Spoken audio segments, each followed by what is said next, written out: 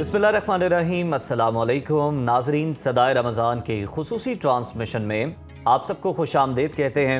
मैं हूँ उज़ैर मलिक और मेरे साथ मौजूद हैं जन्नत जमशेद। रमज़ानुल मुबारक सिर्फ चंद दिनों का मेहमान रह गया है। आखिरी अशरा अल्लाह ताला की रहमतों, बरकतों और मग़फ़िरत का अजीम ख़जाना है। अल्लाह ताला हमें आखिरी अशरे की रहमतें और बरकतें समेटने की तौफ़ीक अता फरमाए, आमीन।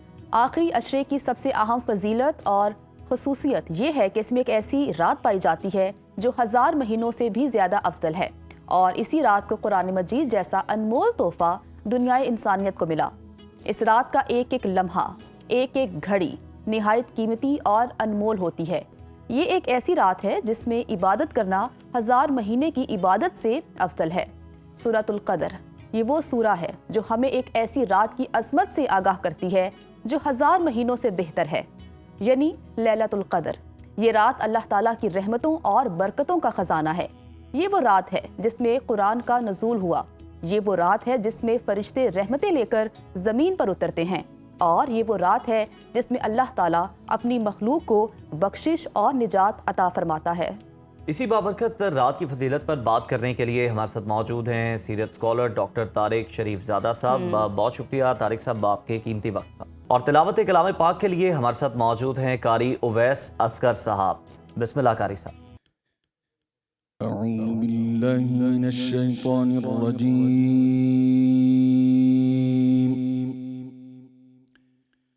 बिस्मिल्लाहिर रहमानिर रहीम।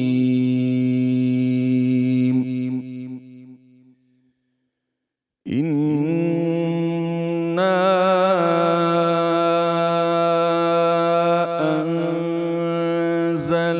अंज़लनाहु फी लैलतिल क़द्र वमा अदराक मा लैलतुल क़द्र। लैलतुल क़द्रि खैरुम मिन अल्फि शहर। तनज़्ज़लुल मलाइकतु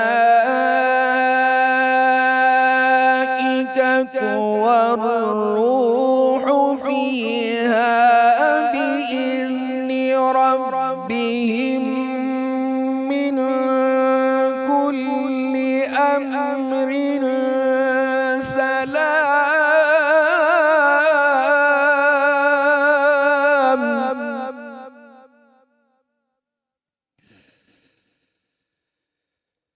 तनज़्ज़लुल मलाइकतु वर्रूहु फ़ीहा बिइज़्नि रब्बिहिम मिन कुल्लि अम्रिन सलाम।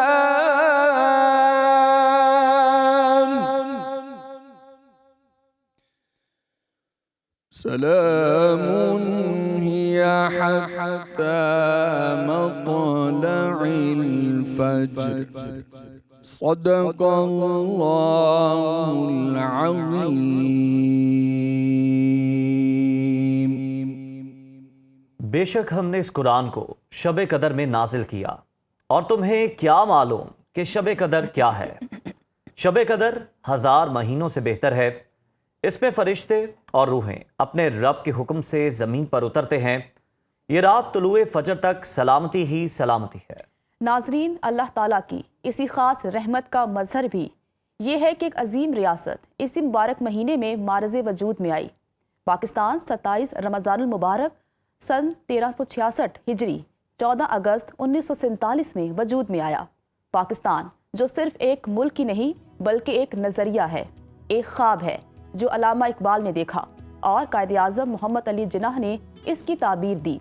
एक ऐसी फलाही रियासत जहाँ अदलो इंसाफ हो, जहाँ इस्लामी क़वानीन का निफाज हो और जहाँ हर शहरी को बराबरी के हकूक़ हासिल हों।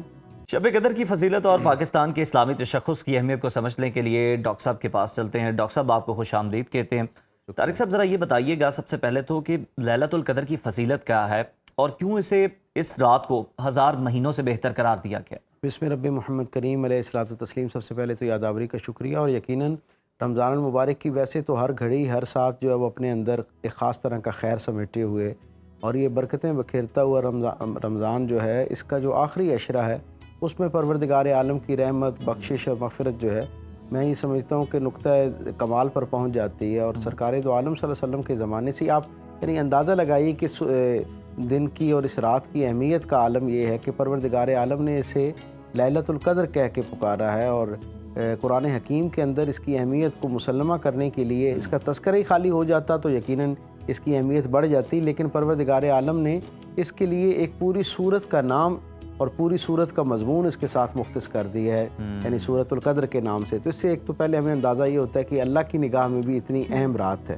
اور قدر کی رات اس لیے کہلائی جاتی ہے کیونکہ اس میں پروردگار عالم جو ہے اس نے ایک عظیم القدر جو ہے، عظیم الشان عظیم القدر کلام جو ہے وہ ایک اپنے عظیم الشان فرشتے کے ذریعے سے اپنے عظیم الشان رسول پر اتارا۔ تو اس نسبت سے جو ہے اس رات کی اہمیت یہ ہے کہ خود پروردگار عالم نے یہ فرمایا کہ یہ رات جو ہے وہ قدر والی رات ہے، اور قدر والی رات اس لیے ہے کہ اس رات کے اندر قرآن حکیم کو پروردگار عالم نے اتارا ہے۔ اور اس کا شان نزول جب ہم دیکھتے ہیں سورت کا تو ہمیں اندازہ ہوتا ہے کہ سرکار ختمی مرتبہ صلی اللہ علیہ وسلم جو ہیں اپنے اصحاب کے درمیان بیٹھ کے بنی اسرائیل کا احوال بیان کر رہے تھے اور بتا رہے تھے کہ اس کا ایک شخص ایسا خوش نصیب تھا جسے بہت طویل عمر ملی، اور ایک روایت کے مطابق 1000 مہینے کی جو ہے اس کی عمر تھی، اور اس طویل عمر کے دوران اس نے دن میں جو ہے وہ اللہ کی بارگاہ میں جہاد کیا اللہ کے رستے میں، اور رات جو ہے وہ اس نے اللہ کے ہاں قیام کیا، اور یعنی اس طرح اس نے اپنی پوری زندگی جو ہے وہ پروردگار عالم کی ہدایت اور اطاعت کے مطابق گزارنے کی کوشش کی، اور وہ دنیا سے جب چلا گیا تو پروردگار عالم نے اسے اپنی شان کے لائق اجر سے نوازا۔ اصحاب نے جب یہ بات سنی نا تو ان کے چہروں پر کسی درجے پر ایک جو ہے مغمومیت آ گئی، تو سرکار اپنے اصحاب کے مزاج آشنا تھے، حضور نے سوال کیا تو انہوں نے عرض کی کہ یا رسول اللہ، جو ہم سے سابقہ اقوام ہیں ان کی تو عمریں اتنی زیادہ طویل تھیں، گویا ان کو نیکی کرنے کا اتنا زیادہ طویل موقع ملا کہ ان کی عبادت جو ہے ان کے سامنے تو ہماری عمریں ہی کم ہے، اس لیے ہم ان کے ساتھ کیسے مقابلہ کر سکتے ہیں۔ ان کے سوال نے سرکار دو عالم کی طبیعت کے اوپر بھی ایک جو ہے وہ گداز پیدا کیا، اور سرکار دو عالم پروردگار عالم کے ساتھ راز و نیاز میں گئے، اور اللہ رب العزت نے پھر سورہ قدر نازل کی اور کہا کہ آپ کی امت کے لیے یہ انعام ہے، گویا کہ اگر یہ ایک رات اس انداز میں گزار لیں جس طرح اس شخص نے پوری زندگی گزاری تھی تو وہ ایک رات اس کی 1000 مہینے کی عبادت سے بہتر ہے۔ سبحان اللہ۔ یعنی 1000 مہینے کا مطلب یعنی محنت کم پھل زیادہ۔ جی ہاں، آپ یہ دیکھیں کہ 83 سال اور 4 ماہ سے زائد وقت یہ بنتا ہے۔ اب آپ خود سوچئے کہ اتنی بڑی رات ہے اور اتنی بڑی اپرچونٹی ہے کہ اگر کوئی شخص ایک رات اس کو گزار لے تو عمومی طور پر ہماری اوسط عمر جو ہے، جو شعور کی عمر ہے، بلوغت کی عمر ہے، وہ بہت کم لوگ ایسے ہیں آپ کہ جن کی عمر جو ہے وہ 83 برس ہو۔ سو ایک رات ہی گویا پوری زندگی کی عبادت جیسی ہے، اور اس سے زیادہ بڑھ کر ہے، اور پروردگار عالم نے کہا کہ اس سے بہتر ہے۔ اب کتنی بہتر ہے یہ اللہ اپنی شان کے لائق بہتر جانتا ہے کتنی بہتر ہے، اس لیے اس رات کی بڑی قدر و منزلت ہے۔ اور اس رات کے لیے سرکار ختمی مرتبہ فرماتے ہیں کہ میں نے پہلے 10 دن جو پہلا عشرہ تھا اس کا اعتکاف کیا، مجھے یہ رات نہیں ملی، پھر دوسرے عشرے میں نے اس کو دیکھا، پہچاننا اور جاننے کی کوشش کی، اس کو پانے کی کوشش کی، یہ نہیں ملی، اور پھر مجھے تیسرے عشرے کے آغاز پر یہ بشارت دی گئی کہ اس عشرے کی طاق راتوں میں پروردگار عالم نے اس رات کو رکھا ہے۔ تو سرکار ختمی مرتبہ صلی اللہ علیہ وسلم نے پھر بالاہتمام آخری 10 دن کا جو اعتکاف ہے وہ یعنی حضور کی زندگی کا مستقل معمول ہے، سوائے ایک سال کے باقی ہمیشہ حضور نے جو ہے وہ آخری 10 دن جو ہے ان میں اعتکاف کیا اور اس رات کو دریافت کرنے کی کوشش کی۔ بہت اچھا پوائنٹ اٹھایا ہے۔ اچھا، جو طاق راتوں کو یا پھر لیلۃ القدر کی رات کو پوشیدہ رکھنے کے پیچھے کیا حکمت ہے؟ کیسے پتہ چلے گا کہ یہ طاق رات ہے؟ یہ بہت خوبصورت بات ہے۔ پروردگار عالم یہ چاہتا ہے کہ بندہ زیادہ سے زیادہ اللہ رب العزت کی رحمت سے فیض یاب ہو سکے۔ یہ جو نیکیوں کے ایک موسم بہار ہے، اس سے جتنا زیادہ مستفید ہو سکے نا، اتنا اس کے لیے یعنی اللہ تعالیٰ راہ ہموار کرتے ہیں، راستہ آسان فرماتے ہیں۔ اللہ چاہتا تو جہاں اتنے یعنی 365 دنوں میں سے ان راتوں کا تذکرہ کر دیا گیا ہے، آخری عشرے کا تذکرہ کر دیا گیا ہے، گویا 5 راتوں کا تذکرہ کر دیا گیا ہے، وہاں وہ ایک رات بھی متعین کی جا سکتی تھی، لیکن پروردگار عالم نے شاید اس لیے اس کو رکھا کہ تاکہ لوگ زیادہ دیر تک جو ہے اس کی تلاش میں رہیں، اور اس قدر کہتے اس لیے ہیں کہ آپ اندازہ لگائیں یعنی کتنی بڑی رات ہے کہ اس میں مفسرین لکھتے ہیں کہ قدر کا ایک معنی قرآن حکیم کی ایک اور سورہ فجر کی ایک آیت سے ہمیں پتہ چلتا ہے کہ کسی چیز کا تنگ ہو جانا ہے. وہ کہتے ہیں کہ یہ لیلۃ القدر اس لیے کہ اس رات رحمت کے، برکت کے اور رزق کے فرشتے اتنے زیادہ اترتے ہیں کہ زمین کے اوپر جگہ تنگ پڑ جاتی ہے، اس لیے اس کو لیلۃ القدر کہتے ہیں. اور اسی رات کی قدر کا بھی ایک سوال کا جواب میں آپ سے جاننا چاہوں گا.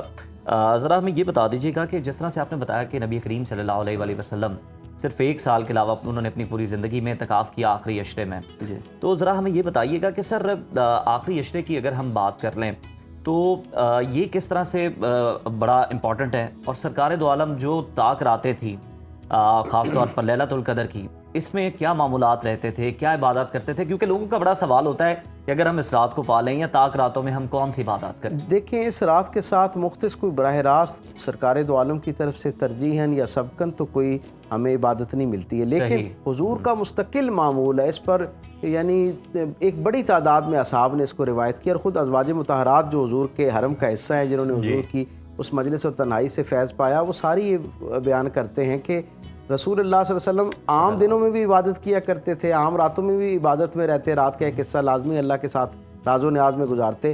رمضان میں یہ بڑھ جاتا، اور آخری عشرے کا تو عالم یہ ہوتا کہ سرکار دو عالم صلی اللہ علیہ وسلم اپنی پشت مبارک کو، حضرت عائشہ صدیقہ رضی اللہ تعالیٰ عنہ فرماتی ہیں کہ اپنی پشت مبارک کو بستر پر لگنے ہی نہ دیتے تا وقت کہ شوال کا چاند نظر نہ آ جاتا. یعنی کہ آخری 10 دن، اور حضور نہ صرف خود عبادت کرتے بلکہ اپنے اہل خاندان جو ہیں، اپنے خانوادہ رسالت کے جو لوگ تھے، ان کو بھی ترغیباً ایک ایک کو پکار کر کہتے کہ یہ اللہ کی رحمت کا آخری صحیح جواب آ گیا طارق صاحب کہ اس میں کوئی مخصوص عبادت نہیں تھی. اچھا، اگر پاکستان کی بات کریں تو پاکستان بھی سر اسی مہینے میں قیامی آیا تھا، بنا تھا، تو اس کے پیچھے کیا حکمت تھی؟ کوئی روحانی پہلو ہے؟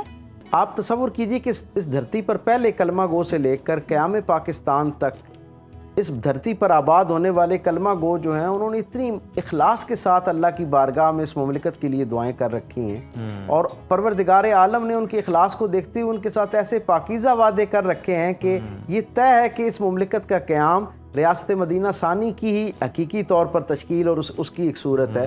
اور آپ اس بات سے اندازہ لگائیے کہ یہ وہ سرزمین ہے جس کے جہاں سے میرے کریم آقا، مجھ سے جب کوئی پوچھتا ہے نا اس ملک کا بنیادی تعارف کیا ہے، تو میں دنیا بھر میں بڑے مان اور فخر سے بتایا کرتا ہوں کہ یہ ملک جو ہے میرے کریم آقا صلی اللہ علیہ وسلم کی مسکراہٹ بھری دعا کا نتیجہ ہے.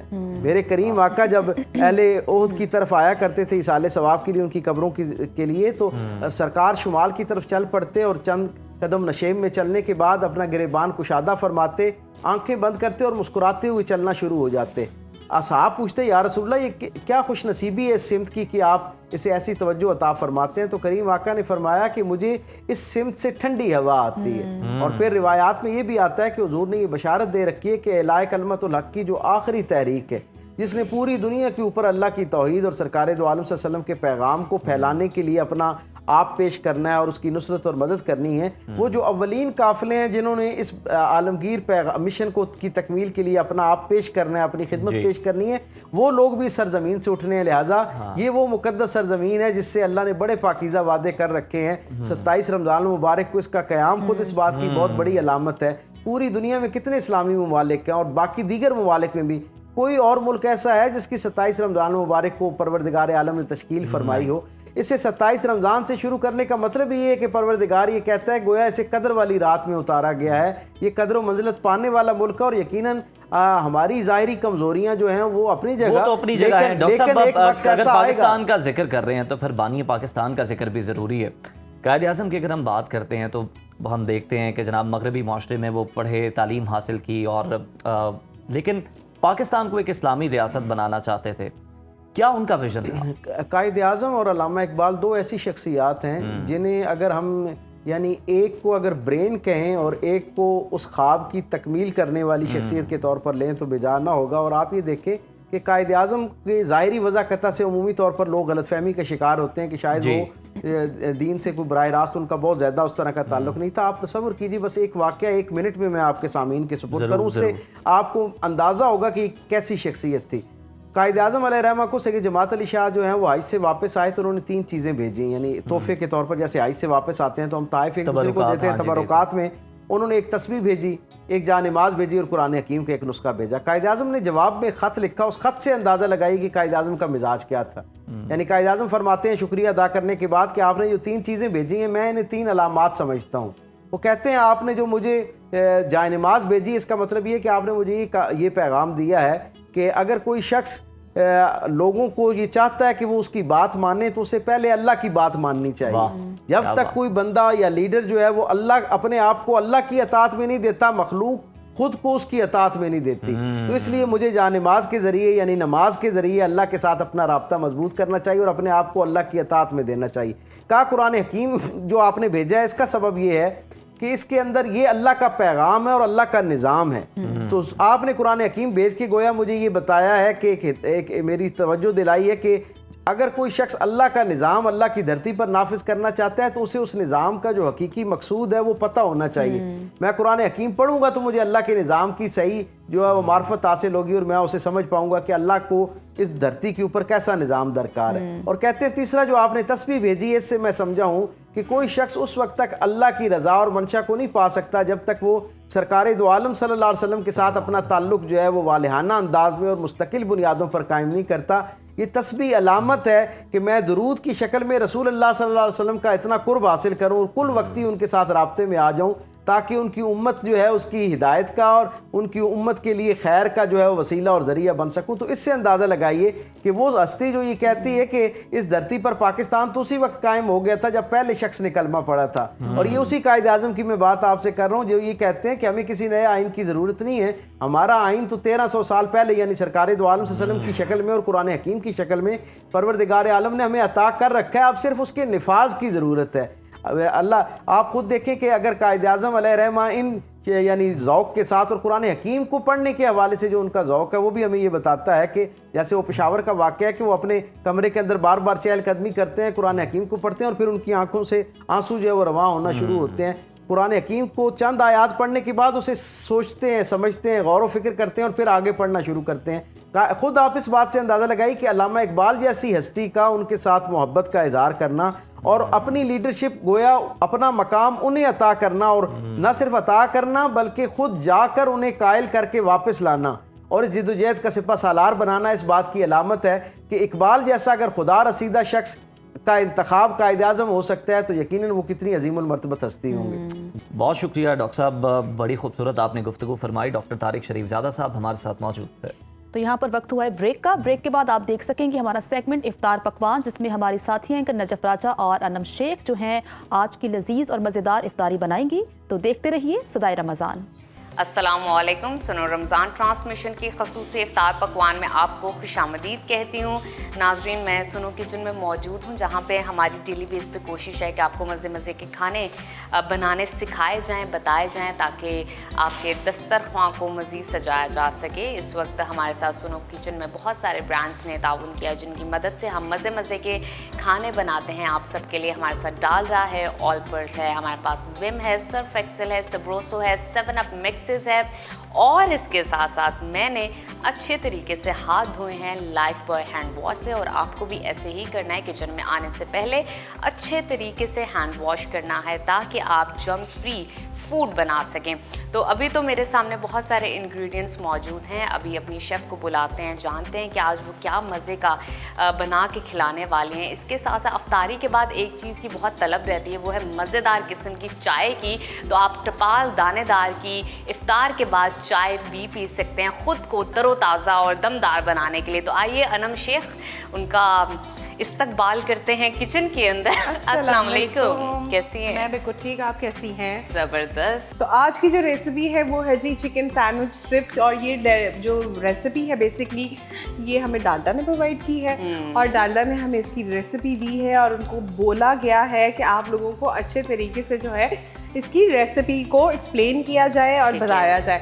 یہ ریسیپی جو ہے بننے کا اس کا ٹوٹل ٹائم جو ہے 25 to 30 منٹس کا ہے۔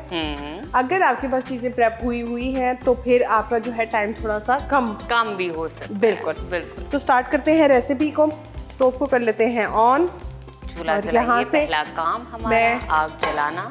और फिर पैन लेंगे, बिल्कुल आग जला ली है हमने, उसके ऊपर डालेंगे डेफिनेटली हमारा डालडा का कुकिंग ऑयल। बिल्कुल आपने 2 से 3 टेबलस्पून सिर्फ डालडा कुकिंग ऑयल, थोड़ा सा और, दैट्स इट। इसी में जो है बेसिकली हम फ्राई करेंगे चिकन। जो है हमने बोनलेस यूज़ किया है, आप चाहे तो इसमें सबरोसो का बोनलेस चिकन जो है वो यूज़ कर सकते हैं। उसको थिनली हमने जो है स्ट्रिप्स में कट कर लिया है। अब जो है आगे की रेसिपी को स्टार्ट करते हैं। तो ये चिकन को जो है हम डाल देंगे। नहीं, सबसे पहले एक चीज़ जो मुझे अचानक याद आई कि वो ये है कि आपको इसको करने से पहले जो है अपने अनियंस को लाइट गोल्डन ब्राउन करना है। उससे क्या होगा कि ये जो है हमारे चिकन में एक बहुत अच्छा सा जो है उसका फ्लेवर आ जाएगा। बिल्कुल ठीक। और अनियन को हम फ्राई करेंगे, गोल्डन ब्राउन करेंगे डालडा के कुकिंग ऑयल में। नाज़रीन, हमने सारी कुकिंग जो है अफ्तारी बनाना सिखाई है डालडा के कुकिंग ऑयल में। उनका बनास्पति भी है, ऑलिव ऑयल भी है, कुकिंग ऑयल भी है, जो भी आपको सूट करे किसी में भी आप खाना बना सकते हैं। हाइजेनिकली पॉइंट ऑफ व्यू से बहुत अच्छा है, हेल्दी है, डाइट के हवाले से भी बहुत अच्छा है। जैसे ही लाइट ये गोल्डन ब्राउन हो जाएगी तो हम इसके अंदर ये चिकन स्ट्रिप्स को ऐड कर देंगे। मीनवाइल मैं आपको थोड़ी सी इसकी रेसिपी बता देती हूँ। ये रेसिपी हमारी 3 स्टेप्स में होगी। स्टेप नंबर 1 जो चिकन है, स्टेप नंबर 2 हमारी जो आलू की मैरिनेशन है, एंड स्टेप नंबर 3 हमने सारी चीज़ों को कंबाइन करना है और इसको एक सैंडविच स्ट्रिप्स की शक्ल में लेकर आना है। अब आप कहेंगी ये कैसे होगा, स्ट्रिप्स कैसे इसकी बनेंगी? कैसे बनेंगी? तो बेसिकली सबसे पहले जो है हम ब्रेड के अंदर चिकन की स्टफिंग करेंगे, उसकी पतली पतली स्ट्रिप्स कट करेंगे और उसके बाद आलू का मिक्सचर उसके ऊपर लगा के और एग और ब्रेड क्रम्ब के साथ कोट करके जो है हम उसको फ्राई कर लेंगे। तो ये बेसिकली हो जाएंगी हमारी स्ट्रिप्स। तो अब जो है इसमें मैं ऐड कर देती हूँ चिकन और इसको डालकर जो है हम अब अच्छी तरीके से करेंगे कुक, ताकि जो है हमारा चिकन प्रॉपर कुक हो जाए। मीनवाइल जो है मैं इसके अंदर स्पाइसेस भी ऐड कर दूंगी जितनी देर में हमारा चिकन कुक होगा, और हमारे जो है चिकन में फ्लेवर भी आ जाएगा साथ में। इस तरीके से जो है आपने चिकन को कुक करना शुरू कर देना है। और ये कर लेते हैं साइड पे। इसके अंदर मैं ऐड कर देती हूँ स्पाइसेस में इसमें जाएगा सॉल्ट, ज़रूरत, हस्बे जायका, जितना भी आप डालना चाहें अंदर। बिल्कुल। साथ में इसके अंदर ऐड करेंगे थोड़ी सी फ्रेश रेड चिली फ्लेक्स डालेंगे। ये भी आप हस्बे ज़रूरत और हस्बे जायका ही डालें, जितना भी पसंद हो। और थोड़ी सी ब्लैक पेपर। बिल्कुल माइल्ड स्पाइसेस रखेंगे, ज़्यादा स्पाइसी करने की ज़रूरत नहीं है आपको इसको। अब हम अच्छे तरीके से जो है इसको फ्राई कर लेंगे और फ्राई करने के बाद जितनी देर में हमारा चिकन फ्राई हो रहा है तो उतनी देर में जो है बेसिकली हम क्या करेंगे कि इसके अंदर डाल देंगे हमारे जो टमेटोज हैं उनको फाइनली चॉप करके। ठीक है, अभी थोड़ा सा कलर चेंज करेगा तो मैं इसके अंदर ऐड कर दूंगी थोड़ा सा पानी, ताकि हमारा चिकन जो है वो अच्छे से टेंडर हो जाए। फिर हम आएंगे अपने जो है इसकी तरफ, पोटैटोज़ की तरफ। जगह को कर लेते हैं थोड़ी सी फ्री, और यहाँ से मैं स्टार्ट करती हूँ टमेटोज़ को कट करना। तो ये थोड़ी सी आंच कर देंगे कम, क्योंकि फ्लेम है ज़्यादा। तो ये जाएंगे इसके अंदर टमेटोज़, और साथ में मैं इसके अंदर ऐड कर दूंगी थोड़ा सा पानी, ताकि जो है अच्छे तरीके से हमारा चिकन जो है वो टेंडर हो जाए। और उसके बाद हम आ जाएंगे मैरिनेशन की तरफ। हमारे जो पोटैटोज़ की मैरिनेशन है उसकी तरफ आ जाएंगे। देखिए, जगह को नीट क्लीन करना बहुत ज़रूरी है। अगर आपका किचन बहुत मैसी होगा तो आपको ऐसे लगेगा कि पता नहीं कितना काम कर रहे हैं हम किचन के अंदर, और कितना अलावा भी एक पॉइंट ऐसा आ जाता है किचन में काम करते हुए, अगर आप इतने गंदे तरीके से काम कर रहे हैं, साथ साथ चीज़ें समेट नहीं रहे हैं, सफाई नहीं कर रहे, तो एक पॉइंट पे आपको खुद भी समझ नहीं आ रहा होता है कि किचन में हो क्या रहा है। तो खुद को समझाने के लिए और प्रॉपर तरीके से कुकिंग करने के लिए आपको साथ साथ किचन भी, अपना स्टेशन भी साफ करना है। बिल्कुल। ये चिकन के अंदर मैंने डाल दिया है पानी, ताकि वो हो जाए थोड़ा सा टेंडर, और टमेटोज़ भी जो है हमारे अच्छी तरीके से जो है वो गल जाए। अब आप इस पोजीशन के अंदर अपनी मर्ज़ी की कोई भी इसके अंदर वेजिटेबल्स ऐड कर सकते हैं जो फिलिंग के अंदर जाएगी। ठीक है जी, इसको जो है कर देते हैं थोड़ी देर के लिए हम कवर, ताकि जो है अच्छे से हमारा ये कुक हो जाए। ये हो जाएगा कवर। अब हम इधर यूज़ करेंगे अपने आलू की प्रिपरेशन करना स्टार्ट कर देंगे। आलू मैंने लिए हुए, इसको मैंने मैश कर लिया है। इसके अंदर सॉल्ट थोड़ा सा ऐड करेंगे, सारी चीज़ों के अंदर बेसिकली सीजनिंग ऐड होगी। साथ में भी इसके अंदर जाएगा कुटी हुई लाल मिर्चें, थोड़ी सी जो है काली मिर्चें अकॉर्डिंग टू टेस्ट आप इसके अंदर ऐड करें। साथ में हम इसके अंदर ऐड करेंगे थोड़े से जो है वो फ्रेश कोरिएंडर और मिक्स हर्ब्स। ओके, ठीक है जी, अच्छी तरीके से अब इसको कर लेंगे मिक्स। और ये हो गई है बेसिकली हमारी कोटिंग रेडी। इसके अंदर मैं सिर्फ 1 टेबलस्पून मेयोनीज का ऐड करूँगी जस्ट टू गिव एक अच्छा सा जो है आप रिच किस्म का फ्लेवर ऐड ऑन करने के लिए। ठीक है जी, और ये हमारे जो पोटैटोज़ का मिक्सचर है हो गया रेडी। फिर इसके अंदर जो है मेयोनीज मायोनीज जाएगी 1 टेबलस्पून। जी बिल्कुल। ओके, और अच्छी तरीके से इसको कर लेंगे मिक्स। और ये हमारा पोटैटो का मिक्सचर भी हो गया है रेडी। अब बस हमने क्या करना है कि चिकन जैसे ही हमारा कुक हो जाएगा, चिकन की फिलिंग करेंगे ब्रेड के अंदर, उसको स्ट्रिप्स में कट करेंगे, पोटैटो की फिलिंग उस पर लगाएंगे, अंडा और ब्रेड क्रम्स के साथ उसकी कोटिंग करेंगे और फिर डीप फ्राई करेंगे हम डालडा के कुकिंग तो करेंगे ना। अब जी बारी है जी इसकी असेंबलिंग की, तो उसके लिए ले लेते हैं 1 स्पून। बड़ा ट्रिकी चीज़ है, ये देखना बहुत ज़रूरी है। ठीक है। अच्छा, मैं तो यहाँ पे ज़रा गरम फिलिंग ऐड कर रही हूँ, मगर आपने इसके अंदर जो फिलिंग ऐड करनी है वो रूम टेम्परेचर पे होनी हाँ, चाहिए। थोड़ा सा उसको नॉर्मलाइज होने दीजिएगा। उससे क्या होता है कि ज़रा थोड़ा सा जो है वो आपके लिए आसानी हो जाएगी होल्ड करने में चिकन को ना। ठीक है, इस तरीके से हम बहुत मिनिमम को इसके अंदर जो है हम चिकन ऐड करेंगे, ज़्यादा नहीं करेंगे। उसके बाद ये वाली ब्रेड जो है हम इसके ऊपर, इनफैक्ट पहले इसके ऊपर एक चीज़ स्लाइस आएगा। हम इसके अंदर जो है वो चेडर चीज़ यूज़ करें, आप चाहें तो इसके अंदर मोज़रेला भी यूज़ कर सकते हैं। ओके, तो इसको जो है अच्छी तरीके से आपने, चीज़ बेसिकली क्या करेगी, इसको करेगी थोड़ा सा होल्ड। और ये बड़ा पार्ट है, आप इसके अंदर जो है बेशक डालडा कुकिंग ऑयल ऐड करते हैं इस तरीके से।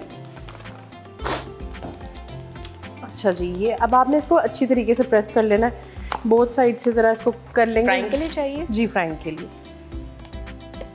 अब जो है हम इसकी चिकन स्ट्रिप्स कट कर लेंगे। तो हम जो है इसकी 1/2 की स्ट्रिप कट करेंगे, क्योंकि हम जो है वो स्मॉल साइज़ की ब्रेड ले रहे हैं। अगर आप सैंडविच ब्रेड इसके अंदर यूज़ करते हैं तो फिर आप बेशक इसकी 3 में भी कन्वर्ट कर सकते हैं। अच्छा जी, अब से ये थोड़ा सा मैंने इसके अंदर ऐड किया है just to give a grip. आप इसको पहले जो है मैदे में अच्छी तरीके से कोट कर लें ताकि साइड्स जो हैं हमारी प्रॉपर सील हो जाए। इस तरीके से आपने कर लेना है। और उसके बाद आपने इसको एग वॉश में डालना है। थोड़ा सा हाथों की हेल्प से हम इसको करेंगे कोट इस तरीके से। फिर हम इसको थोड़ा सा ब्रेड क्रम्स लगा लेंगे। बेसिकली हम ये कर रहे हैं इसलिए ताकि जो है हमारी ब्रेड को एक ग्रिप मिल जाए। इस तरह से आपने जो है अपनी स्ट्रिप्स को कोट कर लेना है। और अब जो है हम इसके ऊपर जो है पोटैटो की एक लेयर सेट करेंगे। बिल्कुल थिन लेयर आपने लगानी है पोटैटो की। अच्छा, एक ऑप्शन ये वाला भी है आपके पास, और एक ऑप्शन जो भी मैं आपको बताऊंगी वो भी है। इसके ऊपर थोड़ा सा जो है हम ऐड करेंगे अपना जो है बीट हुआ हुआ एग, और इसके ऊपर हम ऐड कर देंगे जो हमारा ब्रेड क्रम्ब है। ब्रेड क्रम्ब बेसिकली क्या करेगा, इसको अच्छे से जो है वो कोट कर लेगा। हाथों की हेल्प से आपने अपनी स्ट्रिप्स को अच्छी तरीके से बंद कर देना है ताकि जो है जब आप फ्राइंग करें तो आपकी स्ट्रिप्स जो हैं वो इजीली पैक हुई इस तरीके से। बिल्कुल ठीक। दोबारा बना लेते हैं। अब क्या करेंगे हम, सबसे पहले इसके ऊपर जो है एक वो ऑप्शन था, एक ये। सेकंड ऑप्शन ये है। इसके ऊपर जो है आपने पोटैटो की लेयर लगानी है। आप चाहें तो बोथ साइड पे लगा लें या सिंगल साइड पे भी लगा सकते हैं। It's totally up to you. इस तरीके से आपने पोटैटो की एक लेयर लगानी है। और अब हम इसको करेंगे सबसे पहले मैदे में अच्छी तरीके से डस्ट। अच्छा, मैदे में एक रीज़न ये भी है कि आप पोटैटोस लगा रहे हैं तो पोटैटो का सम टाइम ऐसा होता है कि खुलने के बहुत हद तक जो है वो चांसेस होते हैं। फिर हम इसको जो है एग में बीट करेंगे, अच्छी तरीके से कोट करेंगे इसको, और फिर हम इसको ऐड करेंगे अपने क्रम्स में। ठीक है, ठीक है जी, इस तरीके से आपने क्रम्स लगा लेने हैं और इसको ऐसे आपने रिपीट कर लेना है। हाथों का इस्तेमाल होगा इस रेसिपी में अच्छे से। आप चाहें तो ग्लव्स पहन के कर लें, आपकी ऑप्शनल है। और मीनवाइल हम पराठा जो है सबरोसो के चीज़ पराठास जी उनको कर लेते हैं फ्राई, क्योंकि वो भी इस बैटर के साथ बेहतरीन लगेंगे। बिल्कुल। और जो है ऑयल हमारा जो है वो हो गया है गरम, और अब हम इसके अंदर ऐड कर देंगे ये वाले डालडा का ऑयल इस्तेमाल करेंगे हम चीज़ पराठा के लिए भी, उनको फ्राई करने के लिए। आपने पहले चिकन की फिलिंग डालनी है और उसके बाद आपने इसके अंदर जो है वो चीज़ ऐड करनी है। वही सेम बात है कि मोज़रेला ऐड करें, चेडर ऐड करें, it's totally up to you. Packet खोलेंगे with the help of scissor, क्योंकि वैसे खुलेगा नहीं। और पराठा निकालेंगे, चिकन चीज़ पराठाज ऑफ सबरोसो। सबरोसो आपको बहुत हेल्प करता है इस तरह के फ्रोज़न प्रोडक्ट में। आप खुद नहीं बनाना चाहते तो ग्रॉसरी कीजिए सबरोसो की और लाइए, फ्राई कीजिए, एयर फ्राई कीजिए, अप टू यू, जैसे भी करना चाहें। हमने थोड़ा सा डाला है डालडा का कुकिंग ऑयल और पराठा डाल देंगे। और यहाँ देखें आप चिकन स्ट्रिप्स जो हैं वो कितनी अच्छी सी जो है वो फ्राई हो गई हैं। तो बस जो है मैं इनको निकाल लूँगी, क्योंकि इससे ज़्यादा जो है हमें कलर रिक्वायर्ड नहीं है। फिर जो है वो, क्योंकि इसमें सब कुछ जो है वो कुक है, तो आपको जो है ज़्यादा कुकिंग की ज़रूरत नहीं है, हमें सिर्फ बेसिकली कलर ही देना है। ठीक है।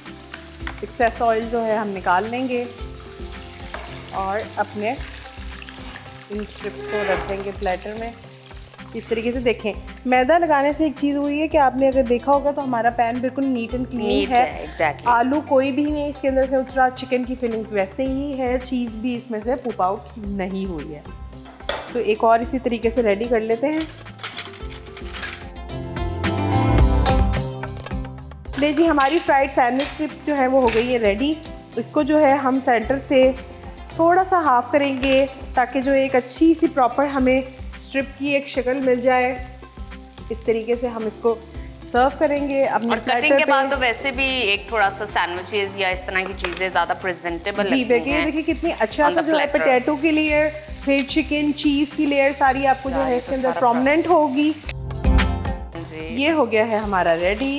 एक और जो हमारा जो चीज़ पराठा है, और अब ज़रा इसकी थोड़ी सी कर लेते हैं कटिंग ताकि जो है प्रेजेंटेबल लगे हमारे चीज़ पराठास। इसको हम कर लेंगे 1/4 में। तो नाज़रीन, ये जो सॉस है चिकन की जो आप देख रहे हैं अपने स्क्रीन के ऊपर, ये आप इस पराठा के साथ भी इंजॉय कर सकते हैं और आप पराठे को वैसे भी इंजॉय कर सकते हैं, क्योंकि Exactly। वो चिकन चीज़ पराठा है। बिल्कुल। और मेरा ख्याल है कि आप अपनी सहर के अंदर जो है इस पराठे को बड़े ही मज़े से एंजॉय कर सकते हैं। आप ये देखें कि ये फुल ऑफ चीज़ है। अगर आप देखा जाए तो ऊपर से भी चीज़ जो है उसमें से निकल रहा है पराठे के अंदर से। तो ये सी कितने ज़्यादा चीज़ी हैं ये। तो आप जो है मज़ेदार चिकन चीज़ पराठा को एंजॉय कर सकते सुबह सुबह हैं। अगर आपका पराठे बनाने का मन नहीं है तो परेशान नहीं होना, आप इसको पराठे को सबरोसो के ये चिकन चीज़ पराठास लेकर आइए और दूध पत्ती, जो टपाल की दूध पत्ती है, बनाइए और उसके साथ एंजॉय कर सकते हैं। और जो हमने आपको वो ब्रेड स्टफ सिखाया है, आप उसको 7 अप मिक्सेस के साथ इफ्तार के स्नैक टाइम पे एंजॉय कर सकते हैं। और इसके साथ साथ जब भी आप जानते हैं किचन में काम करो तो ऑयल का दाग, केचप का दाग, सॉस का दाग आपके कपड़ों पे लग ही जाता है। उसके लिए आपको परेशान होने की ज़रूरत नहीं। गहरे दागों की सफाई के लिए सर्फ एक्सेल है ना, उसको इस्तेमाल कीजिए और अपने कपड़ों को साफ रखिए। तो अभी दीजिए हमें इजाज़त, अल्लाह हाफिज़।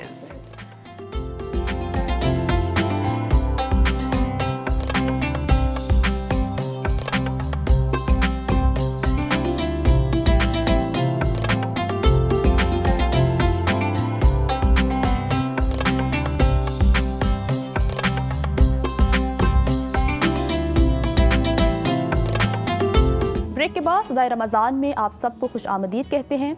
नाजरीन, रमज़ान का एक और हसीन पहलू ये भी है कि वो मुक़द्दस महीना है जिसमें कुरान मजीद का नज़ूल हुआ। ये वो कलाम है जो इंसानियत के लिए हिदायत का चराग है, अंधेरों में रोशनी है और दुनिया और आखिरत की कामयाबी का ज़ामिन है। ये वो अजीम महीना है जिसमें नबी करीम सल्लल्लाहु अलैहि वसल्लम पर पहली वही नाजिल हुई, जब गारे हिरा की मुक़द्दस फ़ज़ा में जिब्राइल अमीन ने अल्लाह के हुक्म से फरमाया, पढ़ अपने रब के नाम से जिसने तुम्हें पैदा किया। ये वो लम्हा था जब दुनिया में इल्म और हिदायत की एक नई रोशनी फैलने लगी और इंसानियत को एक ऐसी किताब नसीब हुई जो क़यामत तक महफूज रहेगी।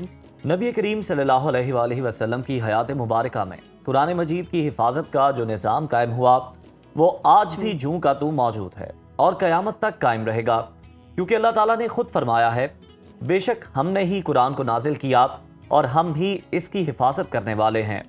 نزول قرآن کی ابتدا، قرآن کی حفاظت اور نبی کریم صلی اللہ علیہ وآلہ وسلم کی شان خاتم النبیین پر روشنی ڈالنے کے لیے ہمارے ساتھ موجود ہیں مذہبی اسکالر علی وقار قادری صاحب۔ علی صاحب آپ کو خوش آمدید کہتے ہیں۔ بہت شکریہ سر، سب سے پہلے تو آپ سے یہ جاننا چاہیں گے کہ قرآن مجید کو رمضان المبارک میں نازل کرنے کی خاص حکمت کیا ہے، اور پہلی وحی کی اگر ہم بات کر لیں تو اس موقع پر سرکار دو عالم صلی اللہ علیہ وآلہ وسلم کی کیا کیفیت تھی، اس پر بھی روشنی ڈالیے گا۔ جی بسم اللہ الرحمن الرحیم، بہت شکریہ۔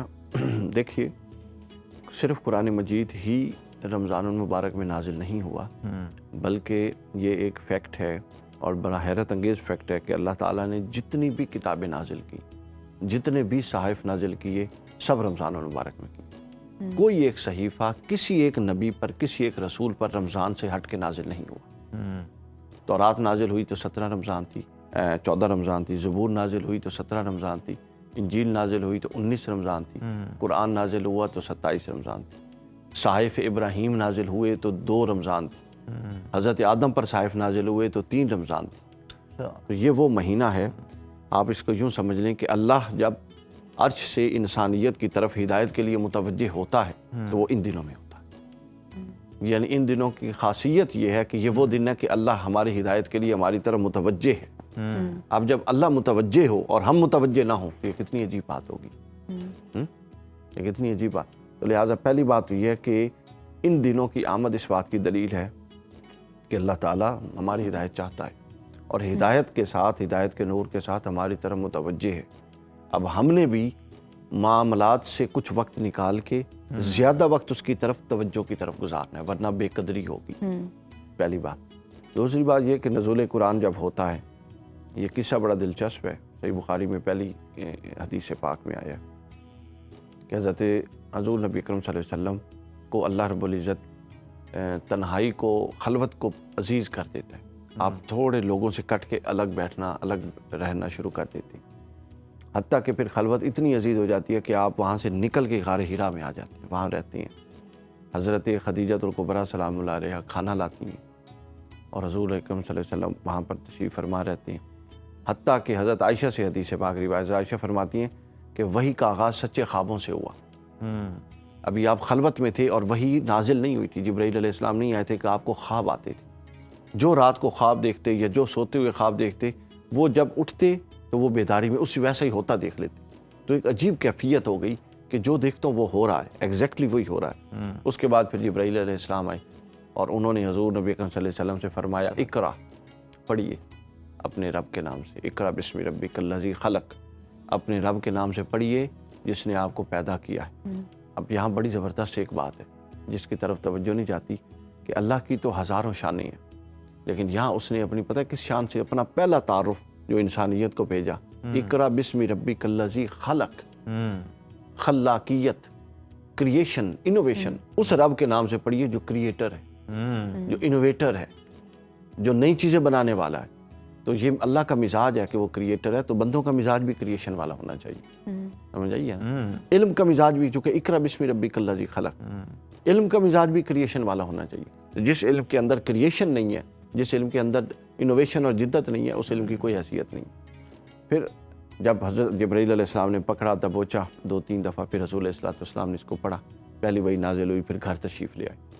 صحیح بخاری میں یہ بڑا خوبصورت واقعہ، گھر تشریف لے آئے تو حضرت خدیجہ سے کہتے ہیں زملونی زملونی، مجھے کمبل اڑا دو، کمبل اڑا دو، اور اس اضطراب کی کیفیت، جو کہ اللہ رب العزت کی وحی کا تحمل یہ معمولی بات نہیں۔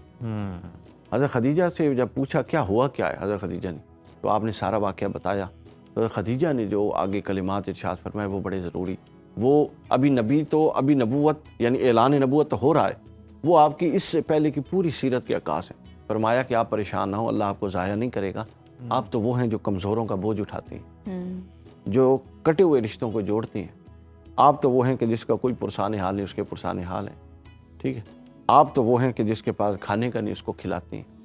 اس مفہوم کی باتیں ارشاد فرمائی اور بتایا کہ یہ آپ کی سیرت ہے، تو ایسی سیرت اور ایسے کردار کے بندے کو اللہ کیسے ضائع کر سکتا ہے؟ پھر ورقہ بن نوفل کے پاس لے گئیں اور ورقہ بن نوفل نے کہا کہ اے بھتیجے، جو تو کہہ رہا ہے اگر یہ سب باتیں سچ ہیں تو یہ وہی روح ہے جو پہلے موسیٰ کے پاس آئی، جو عیسیٰ کے پاس آئی، اور اگر میں اس وقت تک زندہ رہا کہ جب یہ لوگ تجھے اس شہر سے نکال دیں گے تو میں تیری مدد کروں گا۔ حضور نے پوچھا کیا یہ مجھے مکہ سے نکالا جائے گا؟ ورقہ بن نوفل نے کہا ہاں مکہ سے نکال دیا جائے۔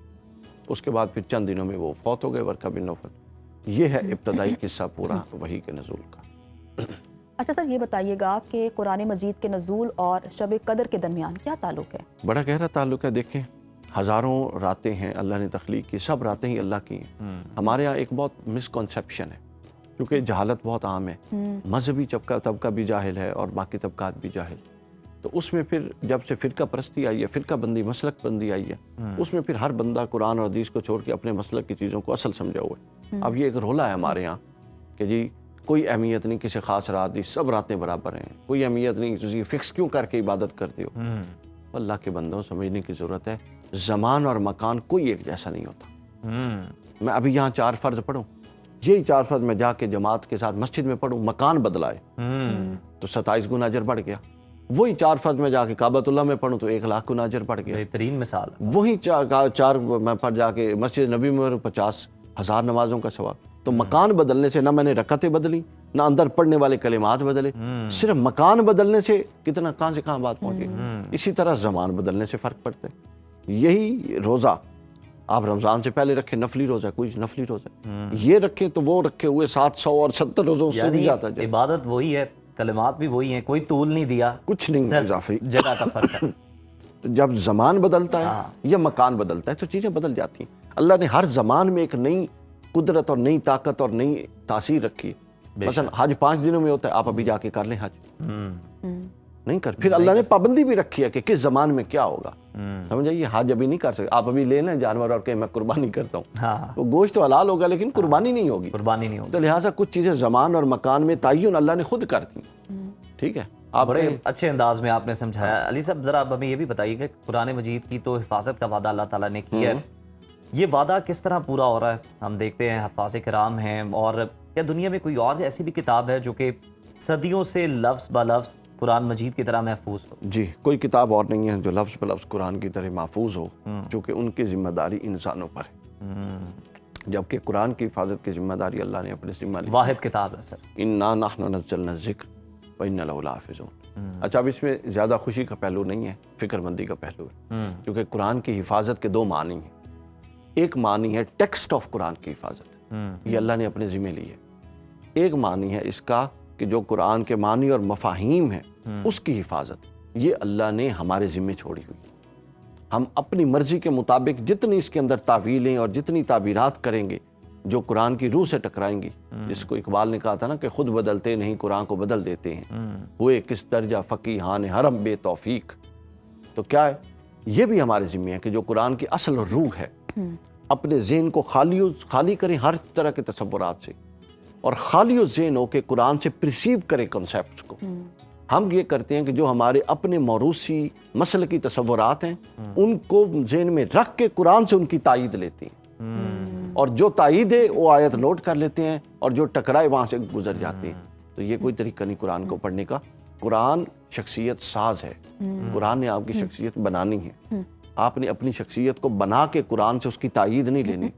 یہ ایک گیپ ہے قرآن کے درمیان، اور جب قرآن مجید کے قرب قیامت میں واپس اٹھا لیا جائے گا، حضرت امام مہدی کے بعد، حضرت عیسیٰ کے بعد، دجال کے بعد، یاجوج ماجوج کے بعد مدینہ ویران ہو جائے گا، اس کے بعد کعبہ کو آگ لگا دے گی، اس کے بعد دخان نکلے گا، دھواں، اس کے بعد اور پھر دابۃ الارض نکلیں گے، اس کے بعد قرآن کو اٹھا لیا جائے گا۔ تو قرآن مجید جب جائے گا تو بکری کے بچے کی طرح وہ روئے گا، پہلے آسمان پر وہ کہے گا ربی ربی، اللہ جواب نہیں دے گا، پھر دوسرے، پھر تیسرے، حتیٰ کہ 7ویں آسمان پر اللہ تعالیٰ اسے جواب دے گا۔ امام دہلوی نے حدیث نکل کی، تو اللہ فرمائے گا کہ قرآن تجھے تو میں نے ہدایت کے لیے بھیجا تھا انسانیت کی، تو کیوں واپس آ گیا؟ تو قرآن مجید کہے گا کہ باری تعالیٰ یہ سب مجھے پڑھتے تھے، ولا یعمل بی، اور ان میں سے کوئی مجھ پر عمل کرنے والا نہیں۔ تو امپورٹنٹ یہ ہے کہ یہ جو معنی ہے نا آیت کا سر آپ نے بہت اچھی بات کی ہے. ہمارا ڈائلما یہ ہے کہ ہم لوگ نا بچپن میں جب بچوں کو قرآن پاک پڑھاتے ہیں تو صرف عربی پڑھاتے ہیں, اس کا ترجمہ بالکل نہیں پڑھاتے. اور ہم نے یہ جو حفاظت کا مفہوم کتنا ہے ضروری ہے, حفاظت کا مفہوم یہ نہیں ہے جو ہم نے لیا ہوا ہے کہ ٹیکس معاف, ہمارا کیا کمال ہے, یہ تو اللہ نے کہا ہوا ہے. ہم نے جو عمل کر کے اس کے معنی اور مفہوم کو اپنی ذات میں محفوظ رکھنا تھا اور اپنی نسلوں میں منتقل کرنا تھا, ہم وہ نہیں کر رہے. تو لہٰذا اس کے ہم جواب دیں ہیں اللہ کی بات کا.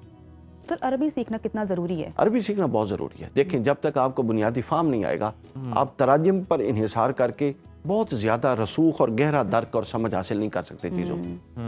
اب اس میں ہمارے ہاں جو درس نظامی اور وہ ہے, وہ بھی میں سمجھتا ہوں کہ بہت زیادہ زیادتی ہے. اب میں نے وہ 2 سال میں پڑھا تھا جو 8 سال کا درس نظامی, اور میں حیران تھا کہ 8 سال کیا کرتے ہیں. اب میں گیا وہاں پر جامعہ میں, چونکہ میں یونیورسٹی کے ساتھ ساتھ میں نے پیرالل چلائی, میری ایم کام فائنینس پروفیشنل ایجوکیشن پوری ہے, ساتھ دوسری ایجوکیشن میں نے چلائی. اب وہ اس کا تیسرا حصہ تھا ایک کتاب جس کو میزان الصرف کہتے ہیں. اب وہ میں نے کہا کہ یہ ٹیچر آتا ہے 1-1.5 لائن پڑھاتا ہے اور چلا جاتا ہے. میں نے کہا یار یہ آگے کیوں نہیں پڑھا, تو کہتے ہیں یہ پورے سال میں پڑھانی ہے. وہ میں کلاس میں نے چھوڑی جناب, اور ساتھ سے الگ ٹائم لیا, وہ میں نے کوئی 2.5 مہینے میں پڑھ لی, اور اس کی میں نے پھر شرح بھی لکھ دی اس وقت, ناو میر کی میزان الصرف کی شرح لکھ دی. تو یہ پرابلم یہ ہے ہمارے ہاں کہ وہ ہر شے ایک روٹین میں آ گئی ہے, جس کی وجہ سے پروفیشینٹ اور ایفیشینٹ لوگ پیدا نہیں ہو رہے, سمجھ آئیے. اور پھر غیر ضروری چیزیں, جس طرح ہم اپنے جدید نصاب سکولنگ میں غیر ضروری نصاب پڑھا رہے ہیں جس کا پریکٹیکل لائف سے تعلق ہی نہیں. جب میں ایم کام سے نکلا تھا تو ہم جس چیز کو ڈیبٹ پڑھتے تھے وہ بینک سسٹم میں ہمارے ہاں کریڈٹ ہے, اور جس کو کریڈٹ پڑھتے تھے وہ ڈیبٹ ہے. اور میں سر پکڑ کے بیٹھ گیا کہ کہاں سے آ گئے یہ, کون لوگ ہیں یار, یہ کہاں سے آتے ہیں. ٹھیک ہے. اور آپ نے بڑی خوبصورت بات جس طرح سے آپ نے آغاز میں کی نا اپنے گفتگو کے, کہ وہ ذالک جو ذات ہے نا وہ کریٹر ہے. ہمیں بھی کچھ نہ کچھ کنٹریبیوٹ کرنا چاہیے, کچھ نہ کچھ. اگر ہم تعلیم حاصل کر رہے ہیں بطور ریسرچر, کچھ بھی ہیں, ہمیں کچھ نہ کچھ ضرور کنٹریبیوٹ کرنا چاہیے, ورنہ سب آپ اپنی فیلڈ میں ایکسٹراڈنری کر کے جائیں. آپ کے پاس صلاحیت ہے, آپ نے صرف یہ, آپ کا کام کیا ہے, آپ نے یہ ڈٹرمن کرنا ہے کہ آپ کو اللہ نے جو ایکسٹراڈنری بنایا وہ کس فیلڈ میں بنایا. بس یہی نہیں کہ اپنے ہر وقت باعدہ بک کی چلنا ہے اور اسی کو دیکھنا. بہت شکریہ. سارے کام ایک ٹائم میں نہیں کرنا, آپ کو ایک کام کے لیے چنا گیا. بہت شکریہ آپ کے قیمتی وقت کا. تو ناظرین یہاں پر وقت ہو کے ایک بریک کا, اور آپ دیکھتے رہیے صدائے رمضان. ناظرین, ذہنی سکون اور اندرونی توازن یہ وہ دولت ہے جس کی ہر انسان کو ہی تلاش ہوتی ہے. آج کی تیز رفتار زندگی, بڑھتی ہوئی ذمہ داریاں اور بے شمار توقعات ہمارے ذہنوں پر بوجھ بن چکی ہیں. ہر دوسرا شخص کسی نہ کسی اندرونی کشمکش, اضطراب یا نفسیاتی دباؤ کا شکار ہے. لیکن سوال یہاں پر یہ پیدا ہوتا ہے, کیا ان مسائل کا حل صرف جدید سائیکالوجی میں ہی ہے, یا ہمارا دین اسلام بھی ہمیں ذہنی سکون اور جذباتی استحکام کا کوئی راستہ دکھاتا ہے؟ آج ہم اسلام اور سائیکو تھراپی پر بات کریں گے, اور اسی موضوع پر روشنی ڈالنے کے لیے ہمارے ساتھ اسٹوڈیوز میں موجود ہیں آمنہ وزیر خان صاحبہ, جو کہ ایک ایکسپیرینسڈ سائیکو تھراپسٹ ہیں اور اسکالر ہیں. وہ گزشتہ کئی برسوں سے قرآن اور حدیث کی روشنی میں ذہنی سکون, خود شناسی اور جذباتی توازن کے اصولوں پر کام کر رہی ہیں. انہوں نے اسلام اور جدید سائیکو تھراپی کے درمیان پائے جانے والے گیپ کو ختم کرنے اور اسلامی تعلیمات کو جدید نفسیاتی علوم کے ساتھ جوڑ کر ایک متوازن اپروچ متعارف کرائی ہے. ان کا مشن ہے کہ وہ ذہنی دباؤ اور بے چینی کے شکار افراد کو قرآن و سنت کی روشنی میں ایسی رہنمائی فراہم کر رہی ہیں جو نہ صرف ان کے ذہن بلکہ ان کی روح کو بھی حقیقی سکون دے. تو ویلکم ٹو دا شو. کیسی ہیں آپ؟ اللہ کا شکر. جیسا کہ آمنہ آپ جانتی ہیں کہ آج ہم اسلام اور سائیکو تھراپی پر بات کر رہے ہیں, لیکن عملی طور پر دیکھا جائے تو یہ دو الگ چیزیں ہیں.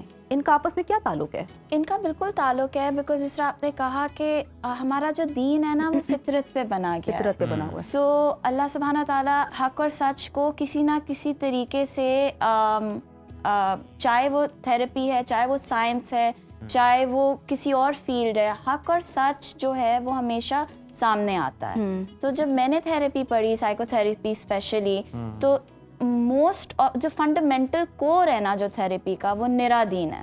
فنڈامنٹل کور کیا ہے تھراپی کا, کہ آپ نے انسان کے ساتھ انسان بن کے بیٹھنا ہے, آپ نے ایمپتھی دینی ہے, اور آپ نے ان کو انکنڈیشنلی ایکسیپٹ کرنا ہے. سو ہمارا دین بھی یہ کہتا ہے, ہمارا دین کہتا ہے کہ اے میرے بندے those who have wrong themselves, اے میرے بندے جن نے گناہ کر کے اپنے اوپر ظلم کیا, توبہ کر لو. پھر اللہ سبحانہ تعالیٰ کہتے ہیں کہ مجھے توبہ, جو سنرز ہیں ان سے محبت ہے. اللہ تعالیٰ یہ بھی کہہ سکتے تھے کہ I can forgive the sinners. اللہ تعالیٰ یہ بھی کہہ سکتے تھے جس نے توبہ مانگی اس کی میں نے توبہ قبول کی. But the way اللہ سبحانہ تعالیٰ ہمیں ایڈریس کر رہے ہیں وہ ہے کہ I love the sinners. تو یہاں سے empathy اور unconditional positive regard کا میل ہو جاتا ہے کہ جب اللہ سبحانہ تعالیٰ ہمیں شیم نہیں کر رہے, اللہ سبحانہ تعالیٰ یہ نہیں کہہ رہے بھائی اتنے گناہ کریں اب نہ کرنا توبہ, تو ہم کس کشمکش میں پھنس جاتے ہیں اور کس سوچ میں ہم اپنے آپ کو شیم کرتے رہتے ہیں. سو یہ بنیادی چیز رہی تھیراپی. اچھا یہ بتائیے گا کہ کیا اسلام اور سائیکو تھراپی کو آپس میں جوڑا جا سکتا ہے, ان کا کیا کنیکشن ہے؟ سو کلاسکلی نہیں جوڑتے. جب مجھے بھی میری ٹریننگ ہوئی تھی تو مجھے یہی بولا تھا کہ اللہ کو نا دروازے سے باہر رکھو. اب ہاں اللہ کو دروازہ, اسلام کو نہ لاؤ بیچ میں, ریلیجن کو نہ لاؤ, let's keep it. Politics and religion were always encouraged to be kept out of the door. But مجھے یہ ہوتا تھا کہ اگر انسان ریلیجن کو باہر رکھے گا تو آدھا انسان ہی کمرے سے باہر ہے. چاہے اس وقت پاکستان میں کوئی موسٹ نان پریکٹسنگ مسلم, اس کے ساتھ اللہ ضرور ہے. وہ ویسٹ کی طرح نہیں ہے کہ ہمارے ساتھ اللہ نہیں چل رہا. چاہے آپ نمازیں پڑھ رہے ہو یا قرآن پڑھ رہے ہو یا روزے رکھ رہے ہو یا نہیں رکھ رہے ہو, اللہ آپ کے ساتھ ہی ہے. ایک عام ایوریج پاکستانی کے, یہاں تک میں کہتی ہوں ایتھیسٹ بھی جو کہتا ہے نا کہ میں خدا میں یقین نہیں کرتا, وہ بھی اللہ کو ساتھ لا کے بٹھا رہا ہے, وہ چاہ رہا ہے کہ میں اس پہ بات کروں.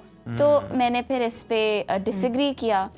تو اب جب میرے پاس کلائنٹس آتے ہیں تو اٹس ناٹ لائک کہ میں بھاشن دینے لگتی ہوں یا پریچ کرنے لگتی ہوں. آئی لیٹ دیم برنگ اللہ, اور جب پھر وہ اللہ لاتے ہیں تو آئی ٹیک اٹ فرام دیر. تو آپ دونوں کو کیسے انٹرلنک کرتی ہیں؟ اگر کوئی آپ کے پاس ایسا مریض آیا جو کہ ذہنی دباؤ کا شکار ہے, پریشان ہے, یا اگر ہم سائنس کی زبان میں بولیں تو دماغ کے نیورونس نہیں ٹھیک, تو کس طرح سے آپ اس کا علاج کرتی ہیں؟ سو جتنی بھی سائیکولوجیکل ایلمنٹس ہیں نا وہ میجورٹی ہیں جب ہم اپنے اصل سے دور ہو جاتے ہیں, جب ہم اپنی ریئل سیلف, سائیکالوجی میں کہیں گے ریئل سیلف آپ کہہ لو, روح کہہ لو, اس سے جب ہماری دوری ہوتی ہے تو ہمارا دماغ میں کوئی نہ کوئی مرض آتے ہیں. سو انسان کیا کر رہا ہوتا ہے, وہ تکلیف سے دور بھاگ رہا ہوتا ہے.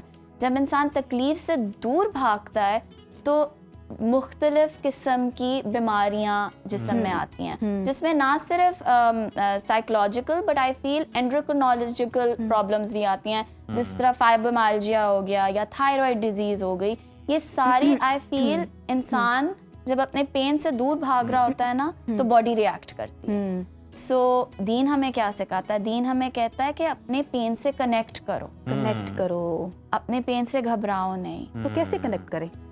چلیں ایک آپ کو اگزامپل دے دیتی ہوں ہمارے نبی کا طریقہ. ہمارے نبی آپ صلی اللہ علیہ وسلم جو تھے وہ ان کو اپنے ٹائم میں ہی بتا دیا گیا تھا کہ آپ جنتی ہیں, بٹ وہ اتنا ٹائم کیوں اسپینڈ کرتے تھے غم کرنے میں؟ آپ کو حدیثیں ملتی ہیں کہ وہ غم تو نہیں ہم کہیں گے but like he was processing his grief, اور یا وہ روتے تھے, یا غار حرا میں سنا جاتا ہے کہ وہ جا کے ادھر بھی کنیکٹ کرتے تھے. کس چیز سے کنیکٹ کر رہے ہیں؟ اپنی انسانیت سے کنیکٹ کر رہے ہیں, گریف سے کنیکٹ کر رہے ہیں, دا کلیکٹیو گریف جو ہمارے ایک سوسائٹی میں, اس سے کنیکٹ کر رہے ہیں. تو یہاں سے ملتا ہے کہ بہت بہادری کا کام ہے رونا. ٹاکسک میسکولینٹی جس طرح آدمیوں کو سکھایا گیا, عورتیں تو رو لیتی ہیں, عورتیں آنسو بھی بہا لیتی ہیں, تم مرد بنو, مرد بنو, کمزور تھوڑی ہو کہ تم رو رہے ہو. تو ہمیں یہ سوچنا چاہیے کہ آپ صلی اللہ علیہ وسلم کتنے سافٹ تھے, کتنے وہ پیارے تھے کہ وہ ان کی سافٹنس ہر ان کے عمل میں دکھتی تھی. اور وہ کبھی بھی ان کی وہ جو پاکستانی مردانگی ہے نا وہ آپ کو حدیث میں نہیں پائی جائے گی, وہ آپ کو ہماری سوسائٹی میں پائی جائے. اچھا یہ بتائیے گا کہ ذہنی سکون کے لیے تو آپ کام کرتی ہیں, جو لوگ آپ کے پاس آتے ہیں, جو پیشنٹس آپ کے پاس آتے ہیں, ایموشنل اسٹیبلٹی یہ کس طرح سے آپ جو ہے اس کو انشور کرتی ہیں اگر کوئی اس کے ساتھ آپ کے پاس آتا ہے تو؟ اگین میں وہی بیسک بات کروں گی, ایموشنل اسٹیبلٹی بھی پین سے ریلیٹڈ ہے. جتنا اسی سے پین سے لنک ہوتی ہے, جتنا آپ بہتر ہو جاؤ گے اپنی پین کے ساتھ بیٹھنا, اپنی پین کو ایک مہمان بنانا. ہم نے پین کو مہمان بنانا ہے, لیکن مہمان کے ساتھ ہم کیا کہتے ہیں؟ سمجھ سکتے ہیں کہ آزمائش کسی وجہ سے ہے مجھ پہ, اگر یہ ہے, یہ کوئی تکلیف آئی ہے, ہاں تکلیف آئی ہے تو دیکھیں وہی روحانی بات آ گئی کہ جس طرح یوزلی نہیں, لیکن روحانی بات میں جس طرح کہتے ہیں نا کہ آزمائش اور عذاب، ہم یہ نہیں کہہ سکتے کہ کسی کو اگر آزمایا جا رہا ہے تو وہ عذاب ہے. تو بیکاز وہ بڑی چھوٹی سی اس پہ بھی بات ہے نا کہ جب آپ پہ کوئی تکلیف آ رہی ہے تو آپ اللہ سے اگر دور ہو رہے ہو تو وہ آپ کا عذاب بن جاتا ہے، اور آپ اللہ سے قریب ہو رہے ہو تو وہ آزمائش بن جاتی ہے. تو اس میں ہمارا بہت شارٹ کٹ میتھڈ ہو گیا نا، اگر آپ پہ کوئی پین آئی ہے اور آپ دیکھ رہے ہو آپ اللہ سے دور ہو رہے ہو تو آپ قریب ہو جاؤ، تو وہ پھر آٹومیٹکلی آزمائش بن آج کل جائے تو گی. کارما بھی ہے نا، کارما بھی ہے، بٹ مین جو کرکس آف اٹ از کہ ہم لوگ اپنی تکلیف کو مہمان نہیں بناتے، ہم اپنی تکلیف کو دور کر دیتے ہیں، ہم اپنی تکلیف سے گھبرا جاتے ہیں. تو جب فیس ہی نہیں کرنا چاہتے فیس نا، نہیں کرنا. آپ کے گھر جب مہمان آتا ہے تو آپ اس کو یہ تو نہیں، اس سے روکھے تو نہیں ہوتے نا، آپ اس کو چائے پوچھتے ہو، پانی پوچھتے ہو، آپ اس کو ویلکم کرتے ہو. تو ہم جتنے کمفرٹیبل ہو جائیں گے اپنے پین کو اپنا مہمان بنانے کا اور اس کو انڈرسٹینڈ کہ کہاں سے آ رہی ہے، کون سی میری وہ ایک اور مثال میں لنک کر سکتے ہیں نا کہ جاتے ہوئے وہ جو آپ کے گھر میں بلائے ہیں وہ بھی ساتھ وہ بھی مہمان. بالکل، that's a very good example. یہ ہماری سنت میں بھی ہے کہ جو مہمان آتے ہیں وہ اپنے ساتھ بلائیں لے جاتے ہیں. So I really like that analogy کہ you know we should welcome pain as a مہمان، اس کو انڈرسٹینڈ کریں، اس سے بات کریں، اس سے دوستی کریں، بٹ وہ آپ کا پین آپ نہیں ہو، آپ کا دکھ آپ نہیں ہو، آپ کا غصہ آپ نہیں ہو، وہ آپ کا ایک مہمان ہے. اور وہ مہمان ہو سکتا ہے جب آپ کا جا رہا ہو اور آپ کی اللہ سے دوری ہو تو وہ قربت کا باعث بن جائے، اور ایسا اکثر ہوتا ہے. اچھا آمنہ، کیونکہ ہم سوسائٹی کی بات کر رہے ہیں، آپ نے روایات کی بات کی کہ بہت سی ایسی چیزیں جس کا اسلام سے کوئی لینا دینا نہیں ہے لیکن وہ ہماری سوسائٹی کا، ہماری روایات کا حصہ بن گیا ہے. جیسے ہم نے کہا کہ مرد نہیں روتا، ایک اور کانسیپٹ ہے لوگ کیا کہیں گے. ہم کچھ بھی کرنے سے پہلے سوچتے ہیں کہ یہ اگر کیا تو لوگ کیا کہیں گے، زندگی کا روگ کیا کہیں گے لوگ. ہاں، زندگی کا روگ کیا کہیں گے لوگ. واہ، بہترین. تو اس پر آپ ذرا رہنمائی کر دیجیے. آپ نے سنا ہوگا سیلف کیئر اور سائیکالوجی کے اندر ایک کانسیپٹ ہوتا ہے نا کہ جتنے لوگ تھراپسٹ پہ جاتے ہیں بہت سیلفش ہو جاتے ہیں، بہت خود غرض ہو جاتے ہیں، صرف اپنا سوچتے ہیں. اب روایت پہ لائک کلچر پہ اگر ہم بات کرتے ہیں لوگ کیا کہیں گے، تو ہمارا قبلہ درست نہیں ہے. ہم نے اپنا قبلہ نا درست نہیں کیا ہوا، کیونکہ ہمارا قبلہ خدا کے پاس ہونا چاہیے، اللہ کے پاس ہونا چاہیے. تو انسٹیڈ آف تھنکنگ کہ لوگ کیا کہیں گے، ہم نے دیکھنا ہے اللہ کیا کہیں گے. اور اللہ سبحانہ تعالیٰ تو ہر پوائنٹ پہ کہہ رہے ہوتے ہیں جتنے مرضی گناہ کیے ہیں تو میرے پاس آ جاؤ. توبہ نصوح، ہمیں اللہ مجھے بھی توفیق دے توبہ نصوح کی، اور توبہ کرنے کی توفیق بھی دے. تو اللہ سبحانہ تعالیٰ نے کہا میں ہر چیز معاف کر دوں گا سوائے شرک کے. اور توبہ تک ہم پہنچتے نہیں ہیں. توبہ تک ہم اس لیے نہیں پہنچتے کیونکہ ہمیں ہم غلط ہی نہیں لگتے، کیونکہ ہم لوگوں کے بارے میں سوچ رہے ہوتے ہیں. ایگزیکٹلی. تو اگر ہم صحیح معنی پہ دین پہ جائیں گے نا، ہم نے فل سٹاپ لگانا ہے لوگ کیا کہیں گے، اور ریفلیکٹ کریں گے کہ اللہ سبحانہ تعالیٰ مجھ سے کیا چاہ رہے ہیں اس پوائنٹ پہ.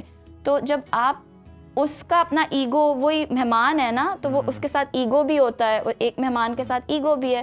تو جب ہم اپنا ایگو سائٹ پہ رکھیں گے تو ہم توبہ کر سکیں گے. اچھا آمنہ، انزائٹی اور ڈپریشن الگ چیزیں ہیں، لوگ اس کو ایک ہی سمجھ رہے ہوتے ہیں. یہ بتائیے گا کہ آج کل بے حد ہے، انزائٹی بھی ہے، ڈپریشن بھی ہے، تو کوئی ایسا میسج دیجیے گا کہ جو لوگ اس کا شکار ہیں اور تو دین اسلام کی روح سے وہ کس طرح سے اپنے اندر بہتری لا سکتے ہیں. اوکے، سو بیکاز میں کوئی اس طرح چیز پرسکرائب نہیں کرتی کہ یہ آپ وظیفہ پڑھو یا یہ دعا پڑھ لو. نہیں، ہم اس کی بات پہ نہیں کر رہے. ہاں، so basic tip, not talking about that. یا بٹ بیسک ٹپ یہی ہوگی کہ آپ اپنے آپ کو پہچانو. آپ بیٹھ کے سوچو کہ میرا مقصد کیا ہے. اللہ سبحانہ تعالیٰ نے جس کو بہت دفعہ پیار کی نظر سے دیکھا ہے، کہ اپنے من میں ڈوب کے پا جا سراغ ہستے. یہ تو بٹ کہ اللہ سبحانہ تعالیٰ کتنی دفعہ پیار سے ایک روح کو دیکھا تو وہ مسلمان ہیں. تو ہم اپنی جگہ پہچانیں اور ہم اپنا مقصد پہچانیں. تو اس کے لیے ضروری نہیں ہے کہ آپ کو شاید نماز سے سکون ملے یا روزے سے سکون ملے، نہیں ملتا کچھ لوگوں کو، اور وہ حقیقت لیکن بات وہ آپ نے ہے. فرض سمجھ کے کرنا ضرور ہے اس کو ضرور، لیکن آپ نے پہلے اس سے پہلے سوچنا ہے کہ میں کس کے لیے کر رہا ہوں. پہلے اللہ سے دوستی کرنی ہے. اللہ سے دوستی ہوگی، اللہ سے محبت ہوگی، تو وہ ساری چیزیں بہت محبت کے طریقے سے آپ کا دل چاہے گا. نماز بھی پڑھنا آپ کا دل چاہے گا، روزہ بھی رکھنا. خوبصورت بات کہ جب اللہ سے دوستی ہوگی تو نماز پڑھنے کا دل کرے گا، بار بار اللہ کے پاس جانے کا دل کرے گا. اور ہمیں اللہ سے ڈراتے ہیں، ہم سے اللہ سے دوستی نہیں سکھاتے. چھوٹے بچے کو بھی अल्लाह से नमाज नहीं पढ़ी, ये क्या किया, अब तो ये हो जाएगा, वो ये तो हो जाएगा। गुमान गलत पैदा करते हैं ना। हालांकि आपका रब तो आपके गुमान के मुताबिक है। आप उसे रहीम तसव्वुर करें तो वो रहीम है, अगर आप उसे सजा देने वाला तसव्वुर करेंगे तो वो फिर वही है। और मज़े की बात साइकोलॉजी के अंदर भी यही एस्पेक्ट है जो दीन के अंदर है। 10 साल के उम्र तक 10 साल जब नबूवत आई थी तो 10 साल हदूद नहीं आए थे। 10 साल तक आप सल्लल्लाहु अलैहि वसल्लम ने ईमान पे मेहनत की थी। तो इससे हमें हमारे बुजुर्ग कहते हैं कि जब बच्चा पैदा होता है तो 10 साल तक हमने बोलना है I love Allah, I love रसूल अल्लाह। हमने डराना नहीं है, हमने एक सॉफ्टनेस पैदा करनी है। मेरे पास कितने क्लाइंट्स आते हैं जो अल्लाह से इवन एट 30-40 घबराए हुए होते हैं कि पता नहीं क्या हो जाएगा। बड़ी इंपॉर्टेंट बात कर रही हैं कि ये बुनियाद है, ये रूट्स हैं और इसी से कनेक्ट करने की ज़रूरत है सबसे पहले, और बच्चों को भी यही तरबियत करनी चाहिए। बहुत शुक्रिया आमना, आपके बहुत अच्छा काम कर रही हैं और आमना के साथ हमारी बड़ी ज़बरदस्त डिस्कशन रही और बहुत सी चीज़ों के बारे में हमें भी जानने को मिला। तो नाज़रीन, यहाँ पर वक्त हुआ है ब्रेक का। ब्रेक के बाद दोबारा आपके सामने हाजिर होते हैं। देखते रहिए सदाए रमज़ान। सदाए रमज़ान में आपको एक बार फिर से खुशामदीद कहते हैं। तालीम हर बच्चे का बुनियादी हक है, लेकिन अफसोस की बात यह है कि हमारे माशरे में आज भी 2.5 करोड़ से ज़ायद बच्चे स्कूलों से बाहर हैं। आलम बीबी ट्रस्ट ऐसे ही नादार और पसमानदा बच्चों के लिए उम्मीद की एक किरण बनकर सामने आया है। ये इदारा न सिर्फ उन्हें तालीम दे रहा है बल्कि उनका मुस्तकबिल भी संवार रहा है। हमारी रिपोर्टर रुबीना यूसुफ ने इस हवाले से एक खुसूसी रिपोर्ट मुरतब की है, आइए वो देखते हैं।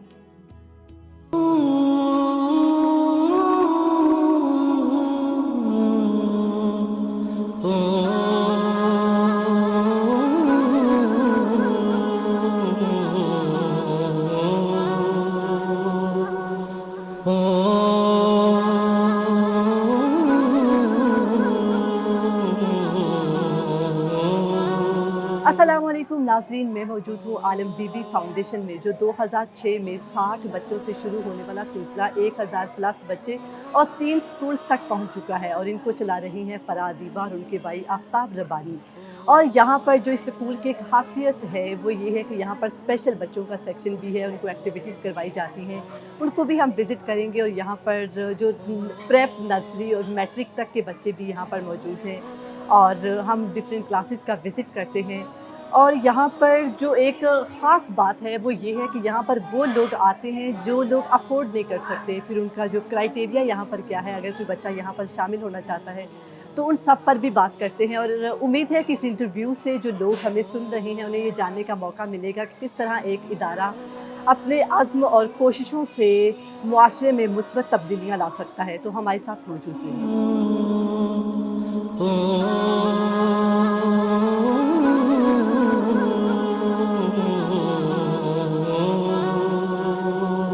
अस्सलाम वालेकुम। वालेकुम अस्सलाम। आपका नाम? मेरा नाम अली जान है। अली जान, आप कौन सी क्लास में हैं? मैं प्रेप। अच्छा, प्रेप क्लास में। अभी आपको टीचर क्या पढ़ा रही थी? पोइम। अच्छा, पोइम, मुझे भी सुनाइएगा। Teddy bear turn the ground, teddy bear touch the ground, teddy bear polish your shoes, teddy bear go to school. आपका नाम? अबीहा।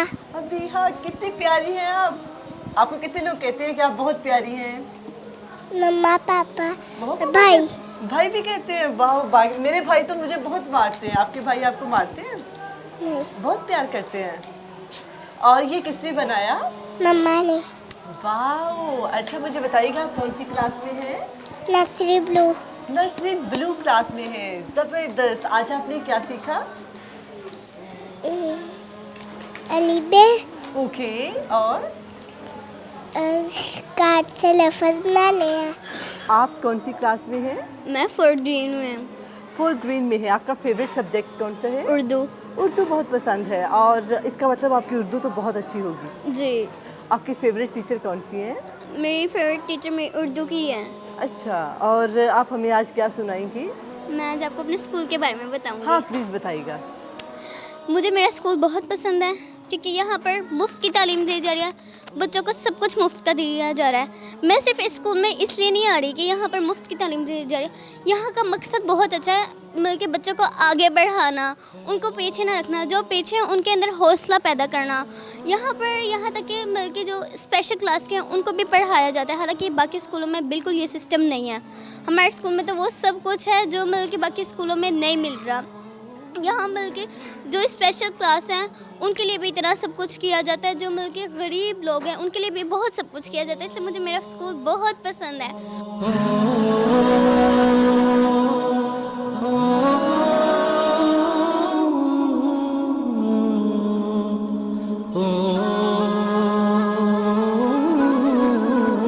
अस्सलाम वालेकुम। वालेकुम अस्सलाम। कैसे हैं आप? जी अल्लाह का शुक्र अल्हम्दुलिल्लाह। सबसे पहले तो बहुत मुबारक हो कि आप लोगों के 60 बच्चों से शुरू होने वाला सिलसिला अब 1000 प्लस बच्चे हो चुके हैं और आपके लोगों के 2 से 3 स्कूल्स हैं और आप दोनों इनको चला रहे हैं, तो कैसा फील होता है आपको?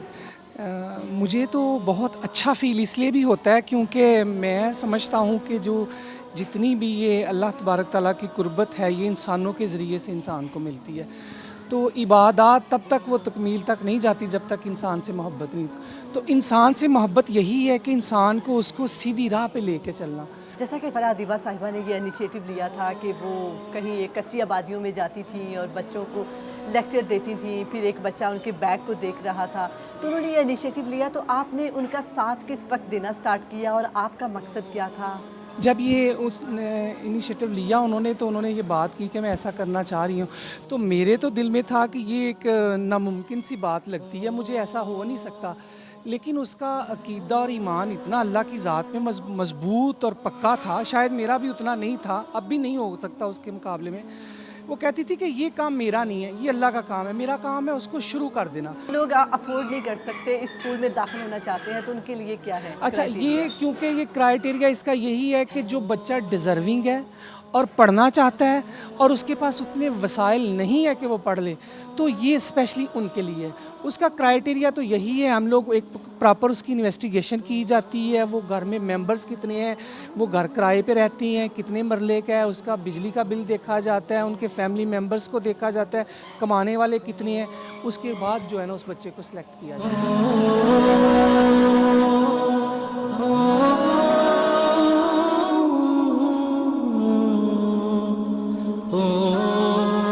जी नाज़रीन, तो आपने देखा ये हमारा आज का आलम बीबी फाउंडेशन का विज़िट, आपने डिफरेंट क्लासेस विज़िट की, बच्चों से बात की।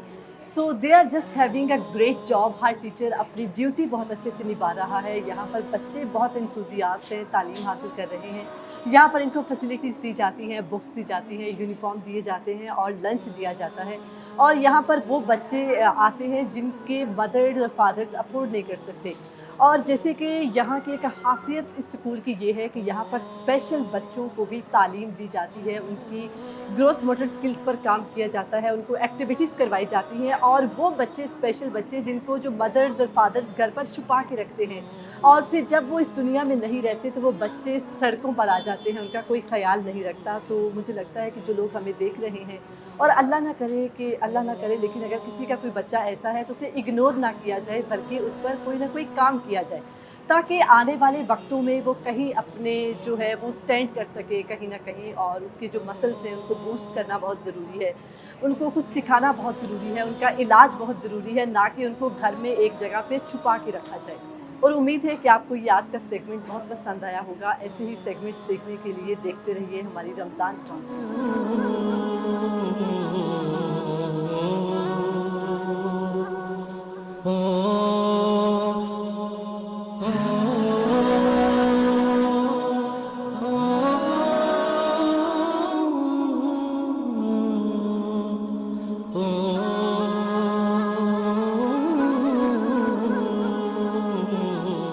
बड़ा ही ज़बरदस्त और शानदार सिस्टम है। और रुबीना ने वहाँ जाकर दिखाया कि किस तरह से कितने बच्चे वहाँ पर तालीम हासिल कर रहे हैं। यकीनन बड़ा अच्छा और लाइक तहसीन काम है जो कि इस वक्त आलम बीबी ट्रस्ट की जानिब से किया जा रहा है। और मेरा ख्याल है कि सबको आगे बढ़ने के यकसा मौके मिलने चाहिए और ये तभी मुमकिन है जब आप तालीम दे सकेंगे बच्चों को। तो नाजरीन, प्रोग्राम में आगे बढ़ते हैं। आकाए दो जहां सरवरे कौनैन खातिमुल अंबिया हज़रत मोहम्मद मुस्तफ़ा सल्लल्लाहु अलैहि वसल्लम की बारगाह अक़दस में गुलहाय अक़ीदत पेश करने के लिए इस वक्त हमारे साथ स्टूडियोज़ में मौजूद हैं सनाख़ाने मुस्तफ़ा सल्लल्लाहु अलैहि वसल्लम महमूदुल हसन सदीकी साहब। अस्सलाम वालेकुम सर, कैसे हैं आप? आपकी दुआएं जी। तो आज क्या पेश करेंगे आप? जी, शायर रियाज़ महमूद शहजाद साहब का कलाम में पेश कर रहा हूँ। चलें आप बिस्मिल्लाह कीजिए।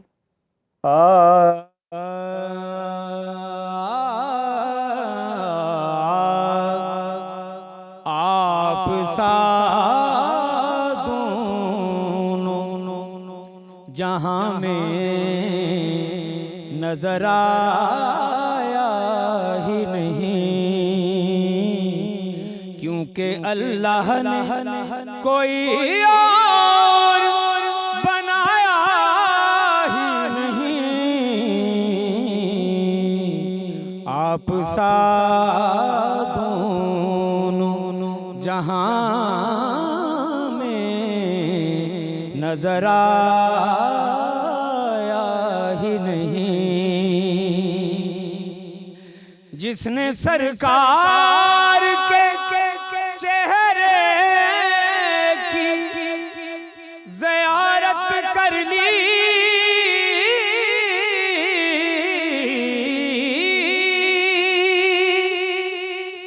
जिसने सरकार के चेहरे की ज़ियारत कर ली, उसकी नजरों में कोई और समाया ही नहीं, क्योंकि अल्लाह ने कोई और बनाया ही नहीं। आप सा दोनों जहां में नजर आया ही नहीं। आपकी नात ही शहजाद का सरमाया है,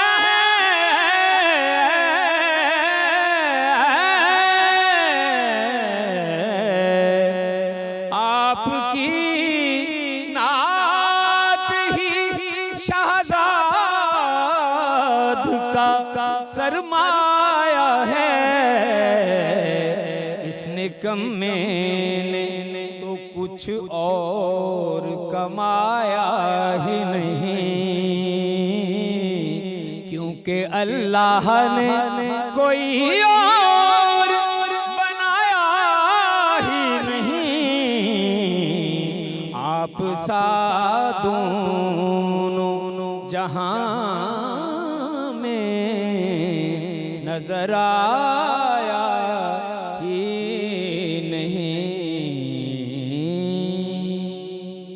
सुभान अल्लाह, बहुत शुक्रिया आपका। लिखने वालों ने भी क्या खूब लिखा और आपने भी पढ़ के उसके साथ बड़ा अच्छा इंसाफ किया। तो आलमी शोहरत याफ्ता सनाख़वाने मुस्तफ़ा महमूदुल हसन सिद्दीकी साहब हमारे साथ मौजूद थे और हदिया नात पेश कर रहे। नाज़रीन, अल्लाह ताला की बेपाया रहमत और मग़फ़िरत का तस्करा है जो हर गुनाहगार बंदे के दिल को उम्मीद की किरण दिखाती है। अल्लाह ताला अपने बंदों की तौबा को ना सिर्फ कबूल करते हैं बल्कि उनकी मग़फ़िरत भी फरमाते हैं, बशर्ते कि वो सच्चे दिल से अपनी ख़ताओं पर नादिम हो और अपनी गलतियों पर तौबा करें।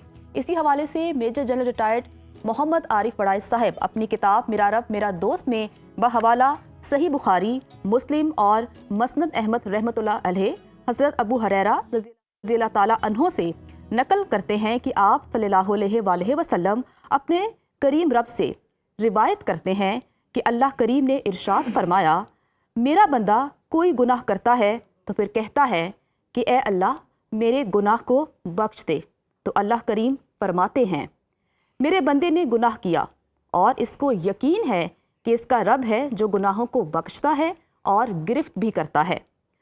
वो फिर दोबारा गुनाह करता है और फिर कहता है, ए रब मेरे गुनाह को बख्श दे, तो अल्लाह करीम फरमाते हैं कि मेरे बंदे ने गुनाह किया और इसको यकीन है कि इसका रब जो गुनाहों को बख्शता है और गिरफ्त भी करता है, तो अल्लाह करीम फरमाते हैं, जो चाहे अमल कर, मैंने तुझे बख्श दिया। सुभान अल्लाह। ये हदीस हमें सिखाती है कि अल्लाह ताला की रहमत और मगफिरत के दरवाजे हमेशा खुले हैं।